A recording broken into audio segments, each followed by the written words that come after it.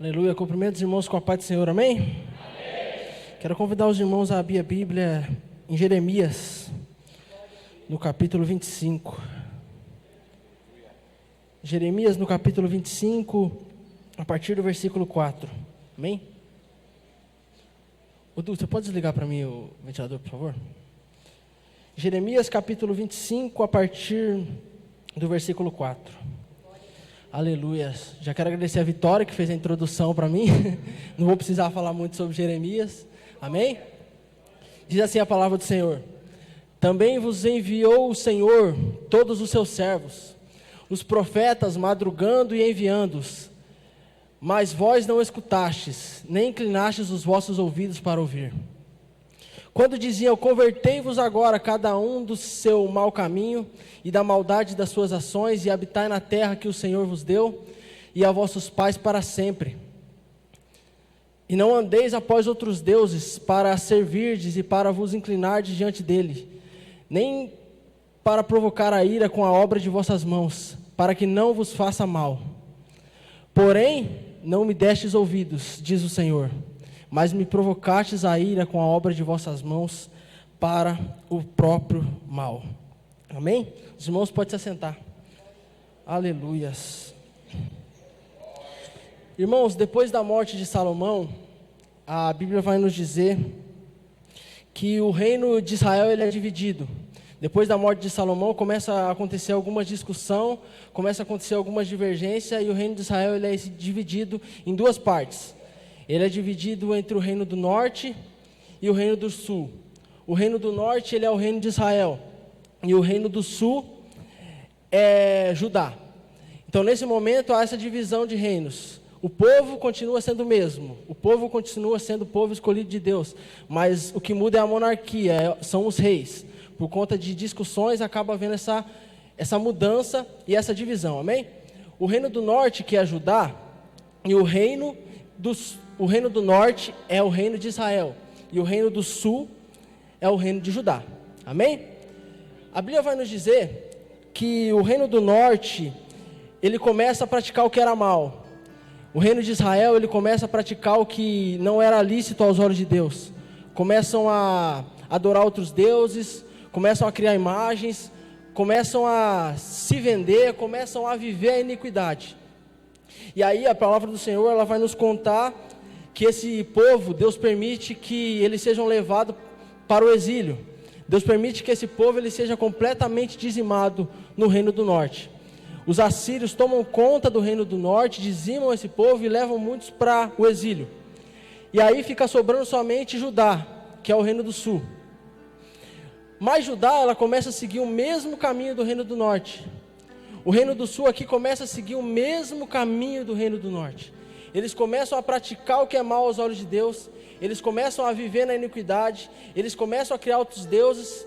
A Bíblia vai nos dizer até que eles começam a fazer sacrifícios de crianças para Baal. Então eles realmente se entregam para os outros deuses de uma forma muito grande.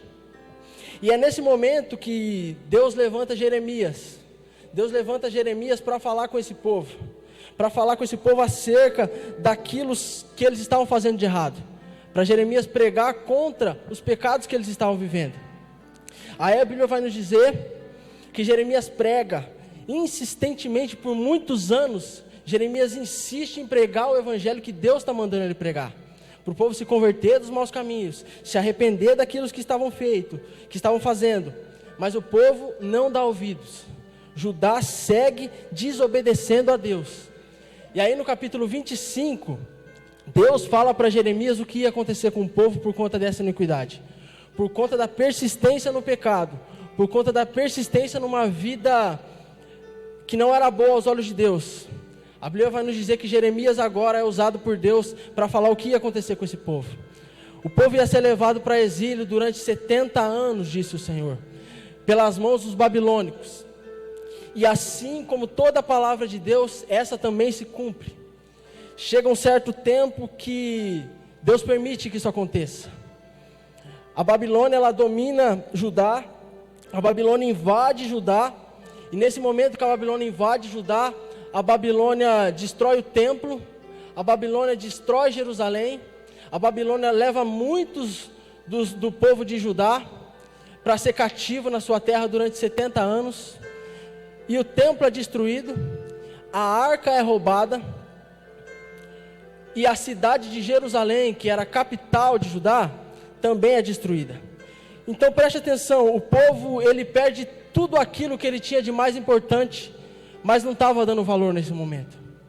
O povo tinha Jerusalém, o povo tinha o templo, e o povo tinha a arca da aliança. Jerusalém, a palavra Jerusalém significa paz, significa base, significa um alicerce. O povo perdeu a sua base, perdeu o seu alicerce, perdeu tudo aquilo que um dia outras nações olhavam e falavam: que glória tem esse povo, que bênção que é esse povo. Mas agora, por conta do pecado, o povo perde Jerusalém, Jerusalém é destruída. Presta atenção aqui em mim. A Bíblia vai nos dizer também que o povo perde o templo e perde também a arca da aliança. A arca da aliança é a presença de Deus. O templo era a morada de Deus aqui na terra. E o povo perde tudo isso por não dar valor. Eles tinham, mas continuavam vivendo uma vida na iniquidade. Eles tinham paz, eles tinham segurança, eles tinham a presença, eles tinham Deus descendo todos os dias, podendo descer ali todos os dias para falar com o sacerdote, mas eles não deram valor para isso. Eu imagino, antes do povo sair para o exílio, eles passando na frente do templo, e olhando para o templo e para toda a sua majestade, e falando: olha como o nosso templo é bonito. Lá dentro desse templo aqui construído, a presença de Deus ela pode descer e pode falar com o sacerdote. Lá dentro tem um negócio chamado Arca da Aliança. Imagina uma pessoa falando para outra, passando na frente desse templo: olha que lindo o nosso templo, olha a nossa cidade, rodeada de montes, de montanhas, como nós estamos protegidos. Olha o nosso templo, que glória. Lá dentro, Deus desce e fala com os profetas. Mas logo depois deles falarem da glória de Deus, e logo depois deles falarem do templo e se encherem de tudo aquilo que eles tinham, eles viravam as costas para Deus e começavam a adorar outros deuses, e começavam a adorar outras coisas, e começavam a praticar aquilo que Deus não achava lícito. Nós temos a presença, nós temos acesso a Deus, nós temos Deus todos os dias ao nosso lado, querendo intimidade como nosso Pai. Assim como foi cantado hoje, Ele é teu Pai, Ele quer intimidade. Mas muitos dias nós não damos valor para essa presença que nós temos disponível. Nós preferimos viver uma vida constantemente no pecado, ao invés de se voltar para Deus. E era assim que esse povo estava. Ao invés de dar mais valor para a presença de Deus, para aquilo que Deus falava, porque Deus descia, Deus falava com Jeremias, Deus falava com os sacerdotes, Deus continuava falando insistentemente, mas eles só pegaram para si a palavra de que eles eram o povo escolhido de Deus. Eu sou o povo escolhido de Deus, e acabou. Tá bom, deixa o templo ali, eu vou adorar outro Deus agora. Não adianta nada eu ser povo escolhido de Deus, se eu não me voltar para Deus todos os dias. Não adianta nada eu encher a minha boca para eu falar que eu venho aqui na igreja, que eu toco, que eu canto, sendo que todo dia meu coração, em algum momento, ele se vira de Deus. Ele vai contra a palavra de Deus. O que Deus quer é conserto no altar. O que Deus quer é nós pararmos de viver uma vida dupla e vivermos uma vida de santidade para Ele. Mas o povo não deu valor. O povo continuou pecando e por isso Deus permitiu que isso acontecesse. 70 anos eles são levados para o exílio na Babilônia. 70 anos eles são levados pela Babilônia. E aí o profeta Jeremias, ele vai escrever Lamentações, que vai dizer sobre esse tempo que esse povo esteve na Babilônia. Lamentações capítulo 1, versículo 8, vai descrever um tempo de humilhação do povo. O povo agora foi levado para exílio. É um tempo de tratamento de Deus com esse povo. E agora é o tempo que eles vão ser humilhados. Jerusalém gravemente pecou, por isso se fez errante. Todos os que a honravam a desprezaram, porque viram a sua nudez. Todos aqueles que um dia olhavam para Jerusalém, todos aqueles que um dia olhavam para Judá e falavam: que cidade linda, que templo maravilhoso, que cidade gloriosa, agora olham a aprovação de Jerusalém, olham a aprovação de Judá e dizem: não era tudo aquilo que parecia ser. Agora tem o desprezo das outras nações e dos outros povos diante de Jerusalém. Quando antes olhavam com olhos de que olha que cidade linda, agora olham como uma cidade derrotada e caída. Mas Jerusalém, mesmo no momento de fraqueza, ainda segue sendo o povo de Deus. Muitas das vezes na nossa vida, nós passamos por situações que até outras pessoas olham para nós e falam: não é aquele que estava cantando lá na igreja? Não é aquele que no simpósio ele estava dando lugar e estava saltando da cadeira? Não é aquela que estava falando de Deus para todo mundo? Por que agora ela está passando por essa provação? Por que agora Deus permitiu que ela estivesse passando por esse momento? Não é aquele que adorava tanto e se vangloriava tanto do seu Deus? Por que passa por isso agora? Mas há momentos de tratamento de Deus na nossa vida. Deus permite que a gente passe por desertos e dificuldades, para Ele trabalhar na nossa vida e moldar o nosso caráter. Aqui, para o povo de Judá e para o povo de Jerusalém, era um tempo que Deus precisava consertar. Agora, o povo, ele estava humilhado, e o povo começa a ficar sem esperança. Salmo de número 137, o salmista, ele vai aqui lembrar dos tempos que o povo estava no exílio. Salmo de número 137, vai descrever o tempo, o povo perdendo um pouco da esperança que eles tinham. Eles estavam passando por humilhação, e não é fácil continuar tendo esperança passando por um momento difícil. Ele estava passando por o pior momento da história, não é fácil continuar tendo esperança.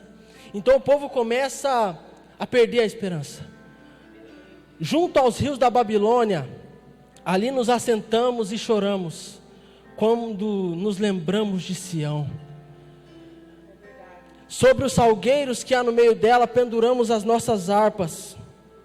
Pois lá na Babilônia, aqueles que nos levaram cativo nos pediam uma canção, e os que nos destruíram, eles pediam que nos alegrássemos, dizendo: cantai-nos uma das suas canções de Sião.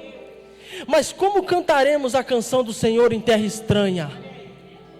Como cantaremos a canção do Senhor em outra terra que não é nossa? O povo estava sendo humilhado. Ele se reunia diante do rio e começava a chorar, se lembrando de quando eles tinham acesso à presença. Eles se lembravam de quando eles tinham o templo, de quando eles tinham a glória, de quando eles tinham uma nação. Eles se lembravam. Enquanto eles se lembravam e choravam, outras pessoas que estavam ao redor, que foram os próprios que levaram eles para lá, os babilônicos olhavam para ele e falaram: peraí, por que vocês não estão cantando mais? Por que vocês não estão se alegrando mais? Aí o povo olhava e falava: como que a gente vai se alegrar? O que me trazia alegria, o que trazia alegria para esse povo, nunca foi só cantar, nunca foi simplesmente abrir a boca e dar um sorriso. O que trazia alegria para esse povo era a presença que tinha em Jerusalém, era o Deus que tinha em Jerusalém. E agora na Babilônia, eles sentem falta. Por quê? Porque perderam a esperança. E sem esperança eles não conseguiam ver Deus. Sem esperança eles não conseguiam contemplar o que Deus poderia fazer. Então eles se entristeciam muito. Muitas das vezes nós nos pegamos na seguinte situação: como que a gente vai cantar passando por prova? Como que eu vou cantar um louvor e continuar adorando, sendo que aquilo que eu queria que Deus fizesse, Ele não fez? Eu queria que Deus me tirasse desses 70 anos de exílio, quem sabe eles falavam. Eu queria ser liberto agora, mas Deus não faz. Será que Ele vai vir mesmo? Aí Deus levanta 2 profetas, nesse tempo de angústia, em que o povo pranteava, em que o povo já não tinha esperança. Deus levanta Ezequiel e Deus levanta Daniel. Ezequiel, ele é levantado para trazer essa esperança de volta para o povo. Ezequiel 37 vai dizer sobre o vale de ossos secos. Ezequiel se coloca distante de um vale de ossos sequíssimos. Não existia vida, não existia possibilidade nenhuma de reviravolta. Muitos aqui conhecem essa história. Ezequiel, diante de um vale sequíssimos, o Senhor fala para Ezequiel: Ezequiel, pode esses ossos voltarem a ter vida? Ezequiel responde: Senhor, tu sabes. Deus manda que Ezequiel profetize. Ezequiel profetiza, e aquele vale de ossos secos, a Bíblia diz que ele vai começar a ter vida, vai criar forma humana de novo. É uma forma de Deus falar para o povo: olha, hoje vocês estão sem nada, hoje vocês estão como esse exército, não tem esperança de reviver, não tem esperança de renascer, não tem esperança de novamente ser como eram, mas eu, o próprio Deus, assim como te prometi antes, eu falo de novo, ainda existe esperança, ainda tem uma esperança, ainda existe solução, mesmo no meio a um momento totalmente sem solução para a lógica humana. Deus ainda olha e fala: tem solução, tem jeito. Pode ser que o nosso problema a gente olhe e fale: não tem mais esperança, não tem mais solução, mas Deus me trouxe aqui nessa noite para te falar: ainda tem solução e ainda tem jeito. Então aqui o povo volta a ter esperança com as palavras de Deus. Deus levantou também Daniel. Daniel, ele vai ser levantado para falar para o povo que ainda Deus falava em todos os lugares, e Deus precisava ser adorado em todos os lugares. Daniel, ele é levantado para mostrar para o povo que o mesmo Deus que estava em Jerusalém ainda continua na Babilônia. O mesmo Deus que falava com eles em Jerusalém, em Judá, ainda pode falar com eles na Babilônia. O Deus é o mesmo e não mudou. Ainda tem solução para sair desse cativeiro. Então o povo começa a ter esperança de novo. Então o povo começa de novo a se alegrar. Lamentações, no capítulo 3, versículo 22, vai descrever esse povo se alegrando novamente, porque agora receberam a palavra de Deus. Um povo que estava sem esperança, chorando, entristecido por estar longe de casa, agora começa a olhar um para o outro e falar: as misericórdias do Senhor são a causa de nós não sermos consumidos, porque as suas misericórdias não têm fim. Espera aí, nós estamos sem esperança, nós estamos passando por momentos muito difíceis, mas as misericórdias do Senhor não têm fim. Mas nós ainda estamos vivos, nós não fomos consumidos, porque a misericórdia de Deus e a mão de Deus ainda está estendida para a gente. É verdade, assim como os profetas falaram, Deus ainda pode nos tirar dessa situação, Deus ainda pode nos tirar desse lugar. E ele vai continuar dizendo: novas são a cada manhã, grande é a tua fidelidade. A minha porção é o Senhor, diz a minha alma, portanto esperarei nele. Bom é o Senhor para os que esperam por ele e para a alma que o busca. Bom é ter esperança e aguardar em silêncio a salvação do Senhor. Um povo que não estava aguardando a salvação do Senhor, um povo que estava chorando e pranteando e reclamando, agora entende Sim, é melhor esperar a providência de Deus que Ele prometeu em silêncio, simplesmente adorando e esperando aquilo que Deus prometeu que Ele vai fazer. Eu não sei a hora, eu não sei o dia, eu não sei o momento, mas eu sei que Ele vai fazer e que Ele vai cumprir aquilo que Ele prometeu na minha vida. Os 70 anos se passam, o exílio de Judá vai se acabar como Deus prometeu. Salmo 126 vai descrever o povo saindo do exílio. Veja bem, entenda isso, eu vou repetir isso porque eu quero que você grava isso. O povo sem esperança de sair daquele cativeiro. Mas eles entraram lá porque eles mesmos pecaram e eles mesmos não obedeceram a Deus. Por isso Deus mandou para lá. Quando eles vão para lá, eles ficam sem esperança, mas Deus fala para eles terem esperança, então com isso eles voltam a ter esperança, e agora a palavra de Deus se cumpre na vida deles. E aí o Salmo 126 é o salmista descrevendo a volta deles para casa. É o momento que eles foram libertos. É o momento que eles são livres de novo para voltar para Sião, para voltar para Jerusalém, para voltar para Judá. E aí o salmista vai dizer: quando o Senhor trouxe do cativeiro os que voltaram a Sião, nós estávamos como os que sonham. Quando o Senhor permitiu que eles voltassem de novo para sua casa, eles estavam como aqueles que sonham. Por quê? Porque quando você sonha, você está pensando em algo do futuro. E quando eles estavam no exílio, eles esperavam ansiosamente pelo dia que eles iam poder voltar para casa de novo. Eles pensavam todos os dias e imaginavam: como será que nós voltaremos para nossa casa? E aí quando Deus liberta, a alegria deles é tanta que eles começam a se lembrar e começam a falar: nossa, eu lembro daquele dia que eu sonhava que isso ia acontecer. Eu lembro daquele tempo que eu só imaginava na minha cabeça que isso um dia podia acontecer de novo. E sim, Deus permitiu que acontecesse. Assim é os nossos sonhos e nossos projetos. No momento, parece que não vai dar em nada. No momento, parece que Deus até não nos ouve.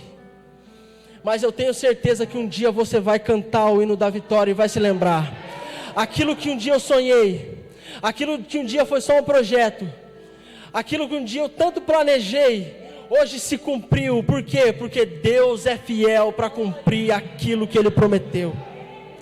E o salmista continua dizendo: então a nossa boca ela se encheu de riso e a nossa língua de cântico.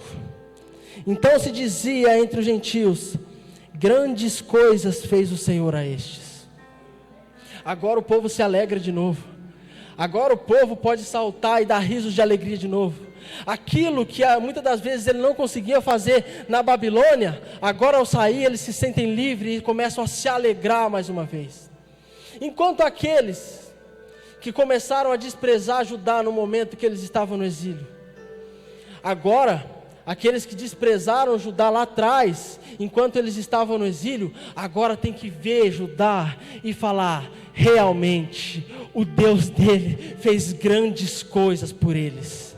Realmente Deus fez grandes coisas para esse povo. Eles estavam cativos, eles estavam sem solução e sendo humilhados, mas agora todas as nações que um dia olharam para ele e falaram: não vai dar em nada, já era, acabou, é o fim. Agora todo mundo tem que olhar e dizer: grandes coisas fez o Senhor por esse povo, grandes coisas fez o Senhor por eles. E o próprio povo de Judá fala: grandes coisas fez o Senhor por nós realmente, e é por essas coisas que nós estamos alegres. Trazendo-nos outra vez ao Senhor do cativeiro, como as correntes das águas no sul. Os que semeiam em lágrimas, cegarão com alegria. Os que plantam em lágrimas, colherão com alegria. Outra tradução diz assim. Com essa palavra eu já quero encerrar e eu quero pedir para você ficar de pé, nesse momento. Os que semeiam em lágrimas, colherão com alegria. Imagina o povo de Judá e de Jerusalém. Enquanto eles estavam no cativeiro, como foi falado, eles estavam sem esperança, chorando, passando pelo pior momento da vida deles e da história deles. Mas no meio desse cativeiro, e no meio desse momento, eles não pararam de adorar a Deus. Eles não pararam de buscar a Deus. Por um momento eles podem até ter parado, porque eles ficaram sem esperança, mas Deus levantou os profetas e falou para eles: tem esperança, tem vida. Então eles voltaram-se de novo para Deus e começaram a adorar a Deus. A maior coisa que Deus fez para esse povo no meio do exílio foi mostrar para eles que Deus era Deus em todos os lugares e deveria ser buscado e adorado em todos os lugares. E o povo se voltou para Deus e começou a buscar a Deus mais uma vez e novamente. Os que plantam em lágrimas colherão com alegria. Por quê? O povo, em meio ao cativeiro, em meio ao pior momento da história, eles ainda continuaram plantando. Estava difícil. Muitos olhavam para eles e falavam: não tem solução, não tem jeito, não vai dar em nada. Mas eles pegavam a semente e falavam: não, quer saber de uma coisa? Eu vou continuar plantando, eu vou continuar semeando, eu vou continuar plantando. Por quê? Porque os que plantam com lágrimas colherão com alegria. Eles choravam tanto e tanto no cativeiro, eles foram tanto humilhados no meio do cativeiro, muitos dizendo: não vai dar em nada, não vai ter solução, não tem mais jeito para eles. Mas eles se voltam para Deus e falam: não, eu ainda tenho esperança no meu Deus. A situação pode parecer que não vai dar em nada, o cenário pode parecer que acabou, pode parecer que está tudo destruído, pode parecer que não vai dar em nada, mas Deus ainda tem solução, Deus ainda tem alegria, Deus ainda vai colocar um novo cântico na minha boca, Deus ainda vai me encher de alegria. Hoje eu sinto tristeza por aquilo que eu estou passando, mas eu creio, Deus vai me encher de alegria. Sai daqui com essa palavra hoje. Não há nada como o seu Deus, não há nada como o Deus de Israel, não há nada como o Deus dos deuses. Eu não sei a situação que você está passando, eu não sei o momento que você vive hoje, se é de lágrima ou se é de alegria, mas tenha certeza, Deus trará sorriso para o seu rosto, Deus trará um novo cântico para a sua boca. Passa para o próximo verso para mim, por favor. Aquele que leva a preciosa semente andando e chorando, voltará sem dúvida com alegria, trazendo consigo os seus molhos ou os seus frutos. Pode ser que para plantar tenha choro, pode ser que a situação seja difícil, mas Deus fala: terá alegria na casa, tem solução para casa. Por quê? Porque não há nada como o nosso Deus. Não há nada, nada melhor, não há nada, nada melhor, não há nada, nada melhor que meu Deus. Não há nada, nada melhor, não há nada. Nada melhor, não há nada, nada melhor que meu Deus. Não tenho medo de expor minhas fraquezas, defeitos e falhas, não vou esconder. Um amigo encontrei, o Deus das montanhas, é o Deus dos vales,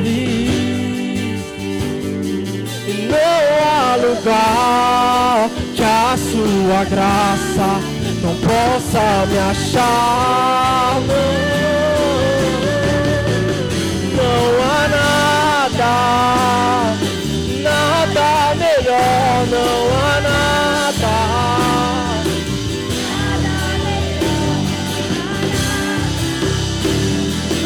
nada melhor que meu Deus.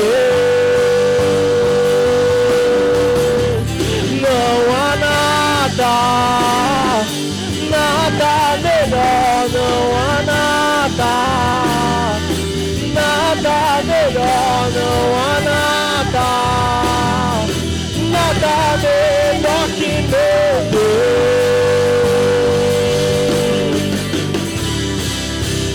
Torna o luto em festa, a vergonha em glória, traz beleza à cinza, o Senhor pode fazer, traz a vida ao sepulcro, faz de ossos soldados, faz no mar o caminho, o Senhor pode fazer, só o Senhor pode fazer.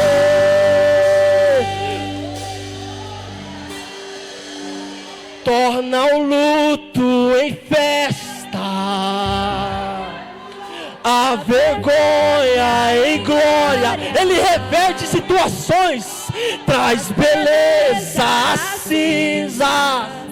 O Senhor pode fazer, traz a vida ao sepulcro, faz de ossos soldados, faz no mar um caminho.